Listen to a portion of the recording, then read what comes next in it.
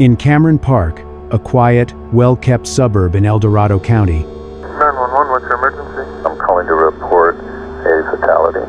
police received a 911 call at 10:30 in the morning on February 27, 2012. The call came from a neighbor who contacted emergency services after a man in visible distress appeared at his front door. The man said only one thing with absolute certainty: his wife was dead. What happened there? My understanding it was a domestic dispute, fight, confrontation. Okay. When officers arrived at the scene, they found Todd Winkler sitting on the front steps of his home. His hands were clasped tightly over his head. He appeared completely overwhelmed. Police recorded this audio of Todd Winkler surrendering. Sheriff's office, walk towards me. Walk to me. Keep your hands up where I can see them. Stop right there. Turn around. Put your hands on top of your head. Drop down to your knees. Keep your hand on top of your head. You understand? Yes, I do. An officer asked a simple question. Who else is inside the house? There's no one else inside the house, sir. Where's your wife? My wife is inside the house. He said nobody else was inside though. My wife is dead. Where is your wife? She's in, when you enter the house, you turn to the right, the first bedroom on your right. And you sure she's dead? I'm positive. How are you sure? No pulse, no breathing. The contradiction was small, but it mattered. Officers noticed fresh cuts and scrapes on Todd's hands. They were not serious injuries, just enough to be visible. Nearby, his 3 young children were not inside the home. They had already been taken to a neighbor's house, supervised and safe, as if the morning had been carefully arranged before the call for help was ever made. Todd explained that a conflict had occurred several hours earlier. He said his wife attacked him. He said what followed was self-defense. He said he was in shock, but the timeline quietly raised troubling questions. If the incident happened in the early morning hours, why was help not called until late morning? What had really happened inside the house during those hours? When officers entered the home, the scene did not feel chaotic or panicked. It felt controlled. In one bedroom, a woman lay on the floor. Nearby was a pair of household scissors, positioned in a way that seemed almost intentional. In other areas of the house, more details slowly came into view. In the laundry room, a toddler's onesie carried fine specks of blood. In the living room fireplace, a fresh layer of ash coated the bricks, a clear evidence that something had recently been burned. Outside, Cameron Park remained quiet. Lawns were neatly trimmed, streets were still. Nothing about the neighborhood suggested violence. But inside the house, the evidence told a very different story. And it left investigators with a question they could not ignore. If this was self-defense, why did it look like someone had spent hours trying to make it appear that way? Mother of his 3 small children. Rachel loved life. Rachel loved life. She was beautiful and loving. She was an amazing person. She was an angel. Before police arrived in Cameron Park that morning, Rachel Winkler's life followed a rhythm that appeared ordinary on the surface. She was 37 years old, the mother of 3 young children. A woman who spent most of her time managing the quiet responsibilities of family life, while increasingly longing to build a future that felt like her own. Friends and co-workers described Rachel as capable, reserved, and practical, not dramatic, not impulsive, the kind of person who thought carefully, especially when it came to her children. Rachel was married to Todd Winkler, a former military pilot. Todd Winkler is a graduate of the Air Force Academy. He's an Air Force fighter pilot who's been stationed internationally. He's a wealthy pharmaceutical executive. Comes across as very friendly, jogging around the neighborhood with his small children. From the outside, the family appeared stable. They lived in a well-maintained suburban neighborhood. Todd earned a high income. Because he seemed like a fun guy, and he always was courteous, kind, and respectful of me. The children were young, healthy, and well cared for. From a distance, there was little to suggest instability. But daily life inside the home told a quieter, more troubling story. In the years leading up to her death, Rachel began seeking independence. She took a job at Cameron Park Airport, working in an environment with structure, social connection, and financial purpose. It was a small step, but a meaningful one. For Rachel, it was not just about money. It was about control over her own decisions. The job also brought Rachel into contact with people outside her marriage, co-workers who saw her regularly, people who noticed changes in her mood. People who heard her speak about pressure at home, even though she rarely used harsh language. Rachel's marriage to Todd gradually grew distant. Todd often lived separately during the work week, renting an apartment closer to his job and returning home only on weekends. This arrangement left Rachel largely responsible for the household and the children on her own. Financially, Todd maintained control. Rachel did not have free access to money. Even basic household expenses often required permission. This was not framed as punishment or threat. It was presented as order, discipline, responsibility. But the effect was clear. It isolated Rachel, limited her independence, and reinforced the imbalance she felt every day. Todd's absence during the work week only deepened that divide. While he stayed near his job, Rachel remained in Cameron Park, raising 3 children almost entirely on her own. The distance created space but not relief. Rachel began sharing more of her private fears and concerns with James White. James and Rachel met in September of 2009, when Rachel began working as an airport manager. James White was a former Marine who had served during Operation Desert Storm. We have an automatic pistol that shoots a rimmed revolver cartridge. He was also a gun enthusiast and a trained fighter, a tough man by reputation, yet unexpectedly sentimental when speaking about Rachel Winkler. I felt like we were a family. I felt like we were one heartbeat. You know, our hearts were intertwined together like I can't describe. Indescribable love. I never loved someone so intensely in my life. The woman he called the love of his life. She had a beautiful smile, she had a magnetic personality, and she was just absolutely perfectly nice. Even years later, he still listened to her old voicemail messages. I love you. Take care. Bye. At that time, Rachel's marriage to Todd was already on the verge of collapse. Within a few months, she and James began an affair. Later, one of Rachel's closest friends would say that Rachel had been genuinely happy during that period. She seemed happier. Rachel confided in her best friend, Brandy Stanley, that she loved James White, but felt guilty about the idea of divorcing Todd Winkler. She wanted to do right by God and stay married, but she didn't know if that was something she could actually do. Todd eventually discovered the affair and, by all accounts, attempted to win his wife back. But Rachel had come to recognize a side of Todd that frightened her.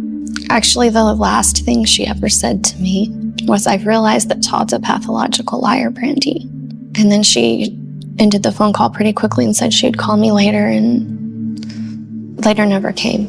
Rachel spoke of feeling controlled, emotionally isolated, and financially restricted. She did not describe constant physical violence. Instead, she described a marriage that left no space for her to exist on her own terms. There were also signs that Todd's relationship with the truth itself was deeply unhealthy. Rachel confided that Todd had a tendency toward manipulation, using stories to shape how others perceived him.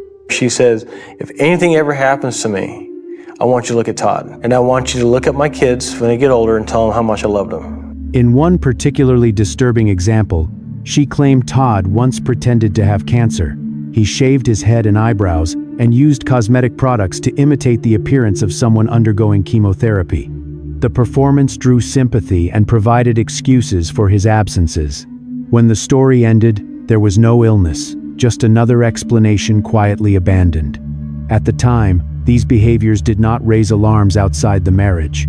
They were private, unverified. Easy to dismiss as exaggeration or temporary stress, but taken together, they formed a clear pattern: control, deception, and image management. As Rachel's plans to leave became more concrete, that pattern grew more dangerous. Divorce meant exposure, loss of control, financial consequences. It meant the carefully constructed version of life Todd had maintained would no longer hold. She told me that she lived much worse off than anyone that she knew, but her husband made more money than most people she knew. On the night before her death, Rachel completed the divorce paperwork. These documents were not symbolic. They were legally meaningful. The decision had moved beyond thought and into action. The following day, she planned to tell Todd she was leaving. Rachel was preparing to step away from a life defined by control. Todd was only hours away from learning that his authority over his family was about to end. And in cases like this, the moment control is threatened is often the most dangerous moment of all. In the final weeks of Rachel Winkler's life, The pressure inside the marriage had reached a point where it could no longer be hidden beneath routine. Rachel was no longer just thinking about leaving. She was preparing to act. She had a job. She had entered a serious relationship outside her marriage. She had completed divorce paperwork. Each step weakened the control Todd Winkler had carefully maintained for years. To Rachel, these steps represented escape. To Todd, they represented loss. According to testimony later presented in court, Todd's response to this shifting balance was not open confrontation. It was tighter control behind closed doors. The last day I saw her, she said, "I don't feel comfortable with Todd in the house anymore, and I'm not going to stay there with him when he comes home on the weekends." So, okay, stay with me, bring the kids. Rachel described feeling financially suffocated, emotionally cornered, and increasingly monitored. Todd's absence during the work week did not weaken that control. It reinforced it. Decisions still came from him. Money still flowed through him. Authority still rested with him. Rachel shared these concerns with James White. He later recalled that she did not sound panicked. She sounded resolved. She spoke about leaving as a necessary step, not an impulsive one. She was careful, methodical. She wanted stability for her children. But resolve can be dangerous when it threatens someone who survives on dominance. The last thing she ever said to me was, "I've realized that Todd's a pathological liar, Brandy." I still have a hard time wrapping my mind around what happened. Divorce was not just separation. It meant scrutiny, a legal process that questioned finances, behavior, and past decisions. It meant losing control over how others perceived him. In the early hours of February 27th, Todd claimed he entered the master bedroom to talk about the future of the family. He later said the conversation turned cold. He said Rachel told him she no longer loved him. He said she warned that if he tried to take the children, her new partner would intervene. What Todd described next was sudden violence. He claimed Rachel attacked him with scissors. He said a struggle followed. He said he was forced to defend himself. But the escalation Todd described did not align with the broader context investigators were uncovering. Todd was a professionally trained military pilot. He outweighed Rachel by a significant margin. There was no history of Rachel initiating physical violence, no record of prior attacks. And most critically, forensic evidence later showed that Rachel was holding her infant child at the time of the assault, a fact incompatible with the idea that she could have launched a sustained attack against a physically stronger adult. The escalation was not chaotic. It was controlled. After Rachel died, Todd did not call for help. Instead, hours passed. During that time, evidence later showed deliberate attempts to clean the scene. Blood-stained items were removed.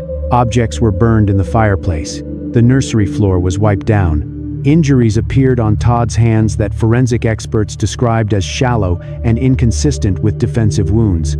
This was not the behavior of someone paralyzed by shock.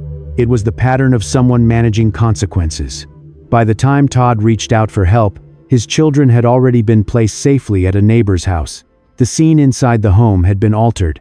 A version of events had been rehearsed. The narrative of self-defense was ready. What investigators gradually came to understand was this: the escalation did not begin with a pair of scissors in a bedroom. It began months earlier, as Rachel's independence grew and Todd's control weakened.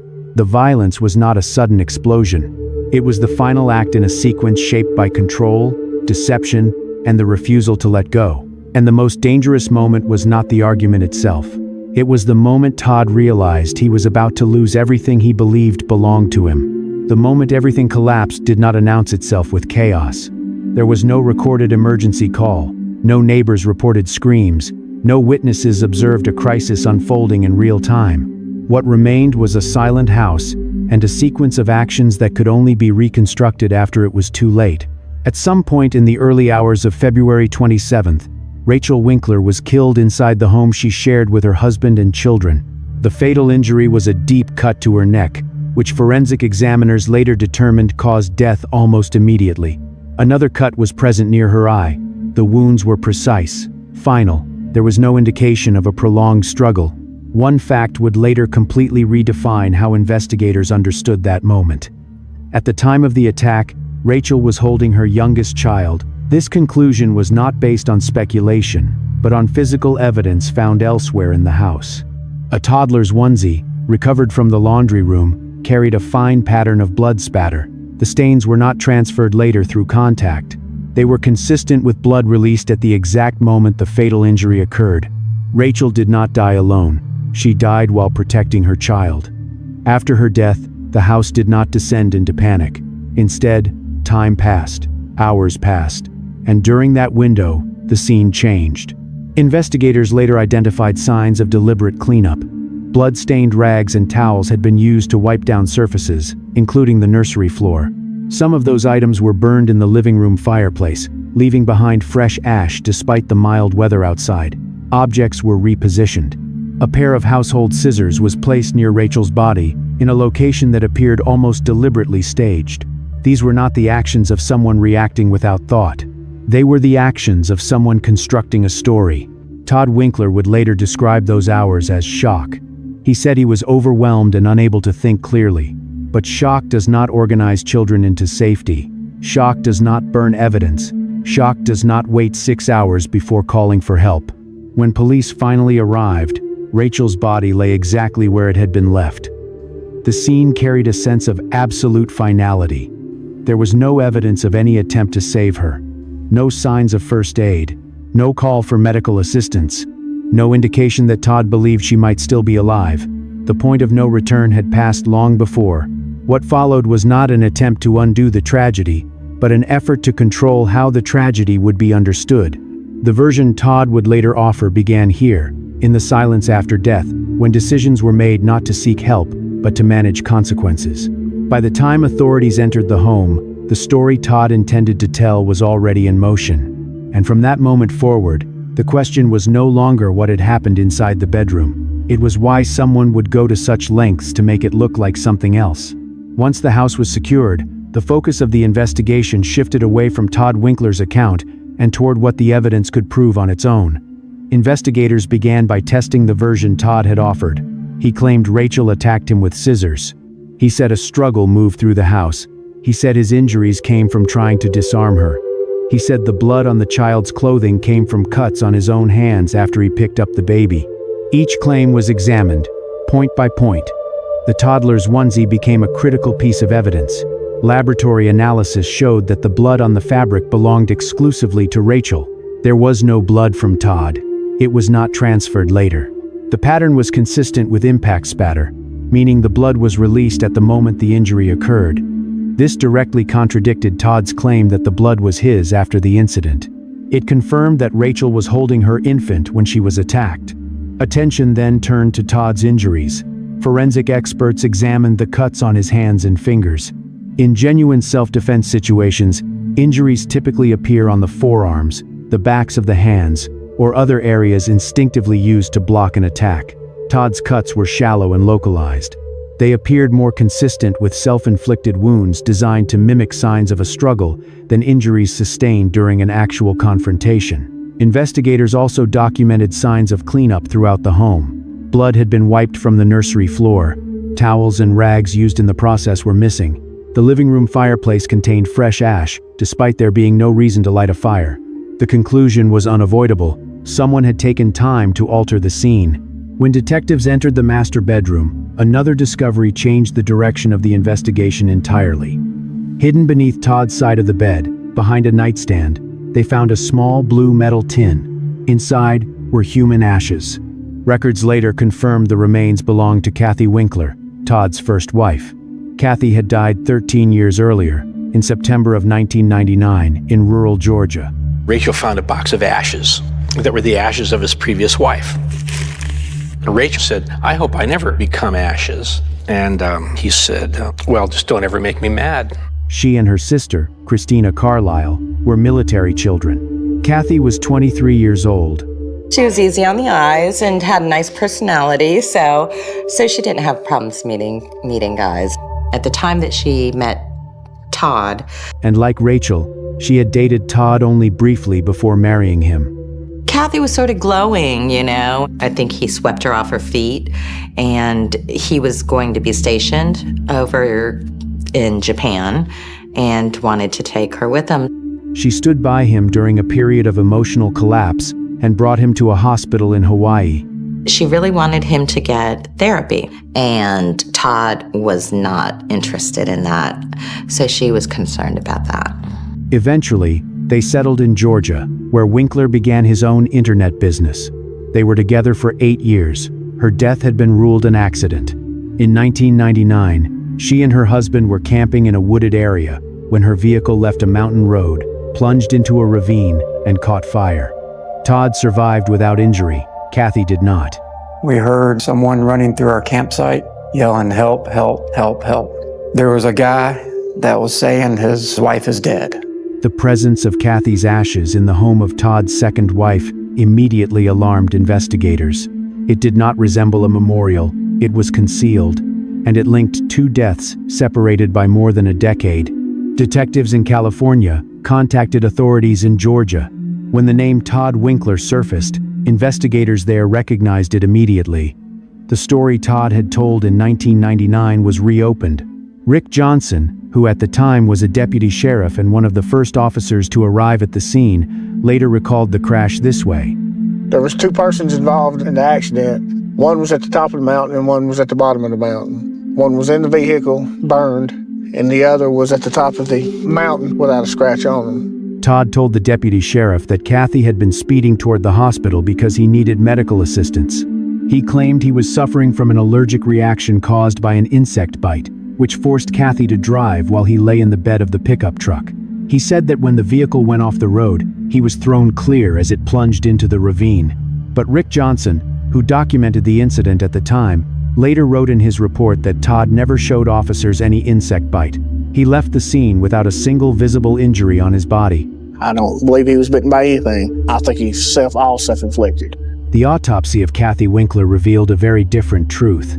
Her lungs contained soot and carbon residue, confirming that she was still alive when the fire began. She died from thermal injuries. She was burned alive. The fire spread with unusual intensity, raising early suspicions of accelerants, though at the time those suspicions could not be proven. The case was ultimately closed as an accident. My questions I have are, did she suffer? Was she in a lot of pain when she passed? Christina, Kathy's sister, later said she had always felt that something was deeply wrong in her sister's marriage. And Kathy's ashes hidden beneath a bed, the pattern could no longer be ignored. The investigation was no longer centered on a single act of violence. It expanded into a history of deception, control, and survival at the expense of others. What had once been viewed as tragedy began to look like opportunity. Financial records revealed that, after Kathy's death, Todd collected more than $1 million from a life insurance policy that doubled its payout if death occurred in a motor vehicle accident. Piece by piece, the self-defense story collapsed. What remained was a carefully constructed lie, undone not by emotion or confession, but by physical evidence and a past that refused to stay buried. After Rachel's death in 2012, Christina became convinced that Todd Winkler had once again escaped accountability for murder. Perhaps if the investigation in Georgia had been thorough, that maybe Rachel would not have died. The case against Todd Winkler moved forward with a weight few trials carry. It was no longer confined to a single morning in California. It stretched across 2 decades and 2 states, bound together by a pattern investigators argued could no longer be ignored. In September of 2014, proceedings began in El Dorado County Superior Court. Todd sat at the defense table as a man whose carefully maintained image had finally collapsed. His legal team's strategy never changed. They argued self-defense. They claimed Rachel was the aggressor. They insisted Todd acted only to save his own life. And all of a sudden she's coming at him with a pair of scissors. There's a struggle. And he describes it as a struggle that takes some time, that she was one tough customer.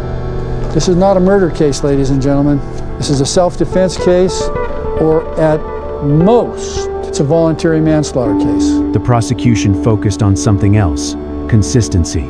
A pivotal ruling allowed evidence related to the death of Todd's first wife, Kathy Winkler, to be introduced at trial. Although her death had occurred 13 years earlier and had been ruled an accident. There's an accident.